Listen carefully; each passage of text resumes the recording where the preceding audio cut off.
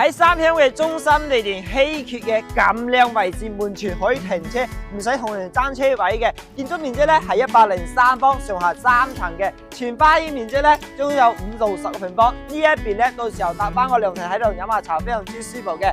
呢邊咧就我哋擴展空間，將廚房、洗手間呢邊咧仲可以搭建個長者房。入嚟睇下我1樓目前格局先啦。1樓目前係餐客廳一體嘅，呢個開間3.5米大開間，呢邊到時候做翻個落地玻璃窗，出去採光面非常之好。嗰邊咧就係我哋嘅廚房位置啦，到時候推出咧呢度就係我哋嘅餐廳位啦。依家我哋上到2樓啦，2樓係做咗2間房啊，睇下呢間房可以做翻個副房，採光面非常之好，隔離係衞生間嘅，再隔離呢間房咧可以做翻個 BB 房嘅。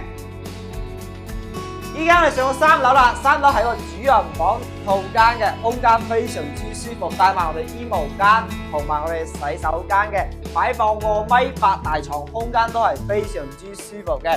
出嚟咧呢個露台咧將近20個平方，到時候咧喺度搭翻個陽光棚喺度晾衫係非常之好嘅，而且我哋嘅景觀視野咧都係非常之靚嘅。